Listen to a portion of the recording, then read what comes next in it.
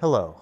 I wanted to take a few minutes and sit down today to discuss something that's been very top of mind for me recently, and that is how AI and automation and AGI and that whole conversation actually materially impacts you right now for your financial and career decisions. And now there's lots of discussions out there about how AI is going to change the world, how AGI could impact jobs, could ruin the economy, it could end money as a concept. But beyond just learn how to get good at AI, how does that actually impact us right now in the financial investments and career decisions that we make? So in the next few minutes, I'm going to cover 4 of the central ways in which I believe AI should materially impact your decision making right now. And my directive or my goal for this video is that if you watch all the way through, you listen to the 4 points, at least one of them is going to change how you approach decision making in regard to AI, finance, and career over the next year. And this is not an axiomatically sound argument. I'm not laying out some grand structure on how AI is going to change the world. These are 4 independent nodes or thoughts or ideas that you can use to then deduce, okay, what are the set of decisions that I should make? And you'll see what I mean once we get through the first one right here. So I have points 1 and 2 right here. I have 3 and 4 on the other end of this outrageously large whiteboard. And let's get to a word from our sponsor before we jump into point number 1. And on that note, over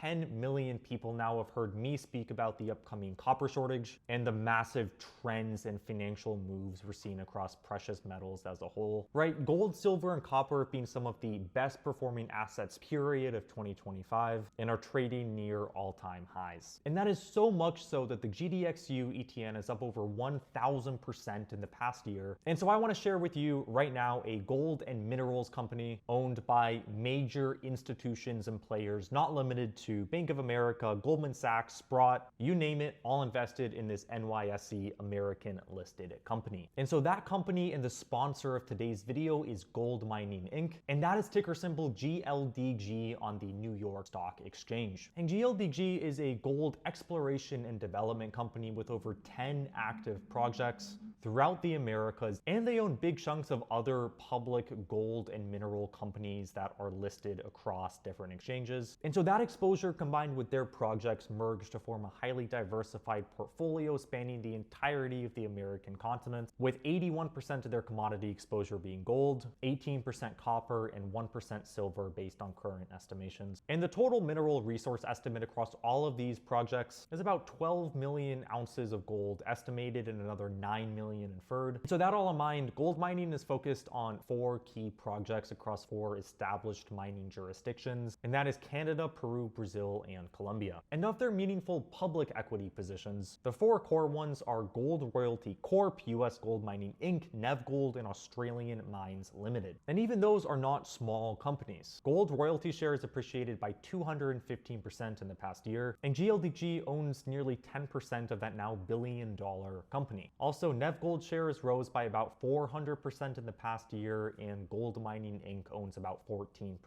of that company. So you're buying into this diversified equity base across these metals, and that's with the market cap of GLDG being about $300 million, give or take, and yet its portfolio of those 4 other public market equity positions alone has a market value of about $230 million. So this means at one of the most prolific gold and silver and copper bull runs ever, with all 3 trading near all-time highs and up over 100% in the past year, Gold Mining Inc. not only has all of that equity in those public companies, but also its own extensive pipeline of projects across North and South America. And I already said that a lot of big institutional players are invested in GLDG, and so their leadership also includes industry veterans, including the former Goldcorp CEO and serial entrepreneur Admir Adani, who serves as the co-chairman. And so insiders themselves own over 10 million shares, which is a really positive sign of strong internal and external alignment. So overall, that's a pretty cool story and company. And so if you want exposure to gold and copper through a company with exposure to the price of gold, a strong pipeline of diversified development projects, holdings in multiple other mining companies, and reputable institutional and insider backing, then Gold Mining Inc. or GLDG on the NYSE may deserve a closer look for you. And as always, make sure you review their public filings for important information regarding the company and their projects, and that includes the most recent annual information form, all always a good thing to look at, and all the technical reports available in them. And those are linked right here or in the description as well. That said, thanks to GLDG for sponsoring this video, and let's get back to it. Okay, so that in mind, the first idea here, let's go ahead and underline this, is the discount rate. And the discount rate is a financial concept that relates to the fact that you right now would prefer having money in this moment versus that same amount of money in 10 years. And that's an extreme example, but let's just think through the concept here. So if I said, would you rather have $1 million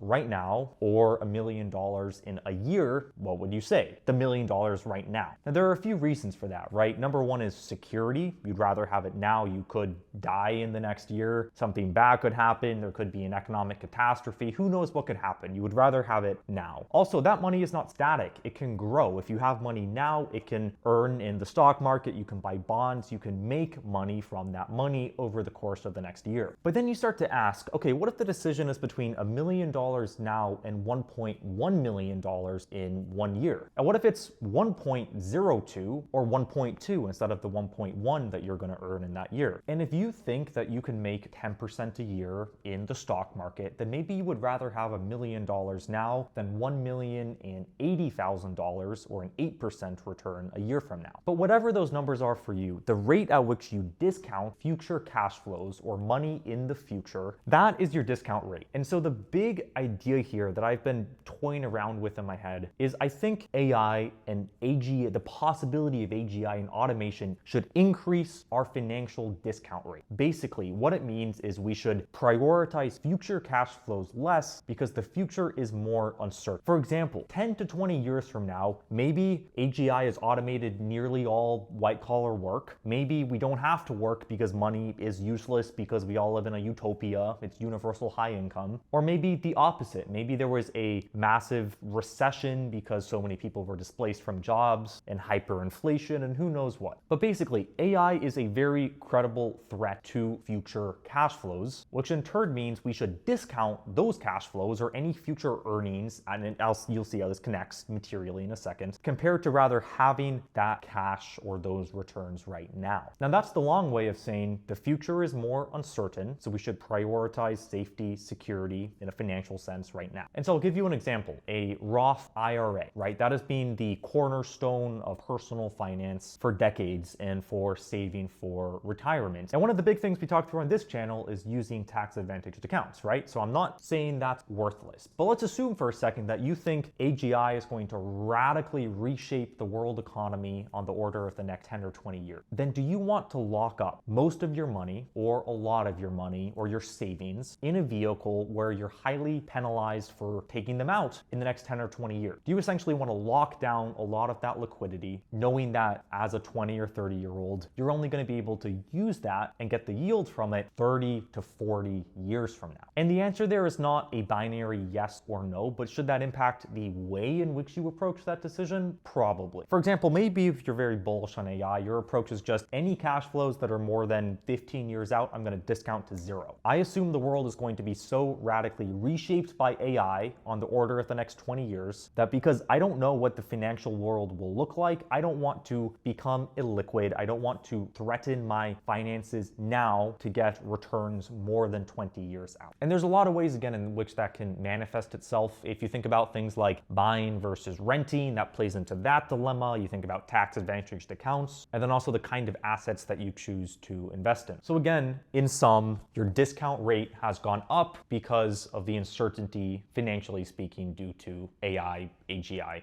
automation. And this is all something for you to think through for your own life, right? But maybe a higher discount rate means to pursue returns more aggressively for the next 5 years. Maybe it means hedge, which we're going to get to in a second here. But in sum, to tie that together, I believe, and I am taking actions based on this, that your intrinsic discount rate in regard to your personal finances and career has been raised due to the possibility of AI, automation, AGI, etc. And the much harder question is by how much, again, and how does that play into decisions? decisions, which would be a 6-hour spiel that we won't have time for in this video. That's number one. Number two here is an AGI asset class. And what I mean by this is we have the traditional delineations of investments out there. We have the stock market, we have the bond market, we have real estate and precious metals and collectibles. But what if a up-and-coming delineation of any kind of asset, and one that will radically affect the performance of said assets, is essentially the litmus test of would they survive AGI? Said differently, as AI progresses, what are the set of assets that we believe are going to benefit from or not get eliminated by AGI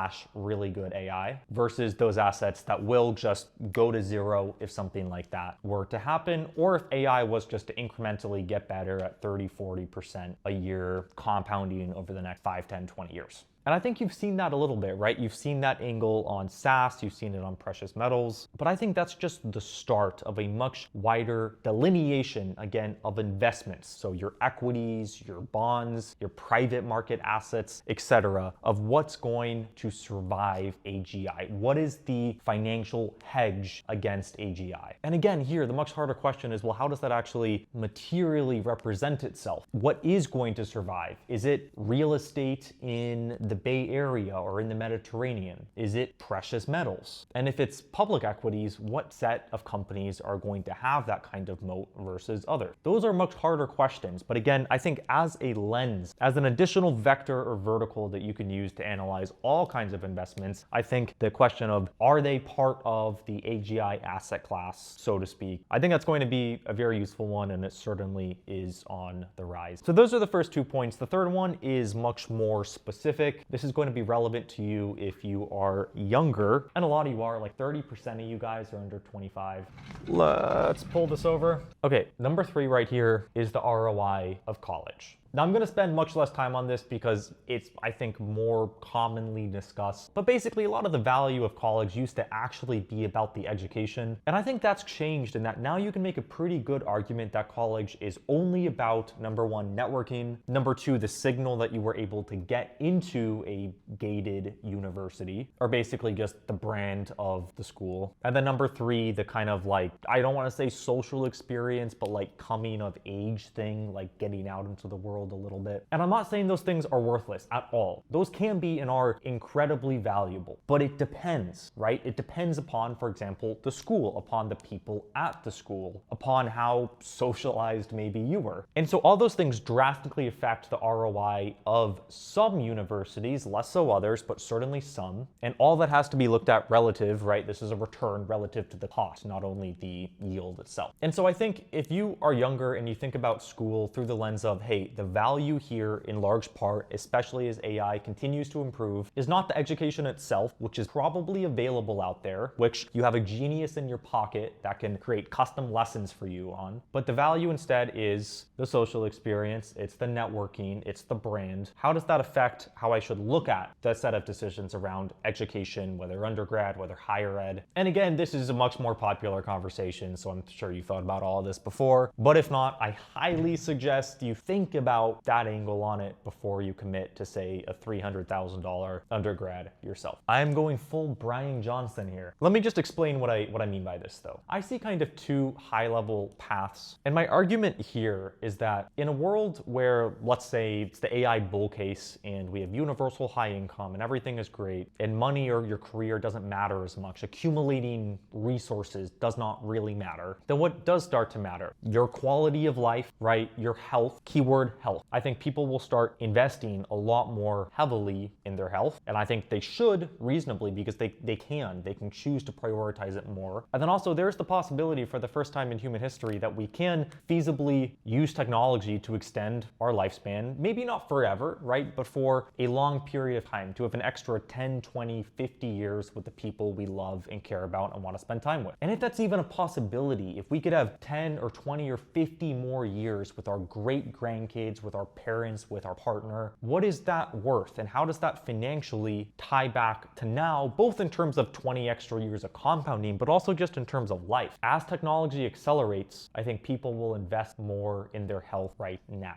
And to add on to that, at the end of the day, okay, let's say AI continues to get better at a 30-40% clip a year, and that's super conservative right there. Then for you to actually generate value as an individual in the economy, the minimum bar goes higher and higher. Performance matters more and more. And so forget cosmetics and how you look, but just in terms of performance, if people optimize more for performance, generally they're also optimizing more for health. And so I think whether people start to work more and harder because of AI or less or not at all, I think a fourth shift we see and we start to see there is investment in health and prioritization of health. That one is less financial for this video, but I think it is a really important one. And it's just a fun idea to play around with of how does AI and health tech start to work back to right now and how we spend our time and our money and pursue career decisions. With that in mind, y'all, these were the 4 points. This is actually look how big this whiteboard is. But anyway, that's what I wanted to cover in this video. I hope you walk away with it with an interesting idea in mind. If not, I have failed, and let me know what you're thinking about this subject in the comments. And that in mind, I appreciate y'all being here, and I'll see you in the next one. Cheers.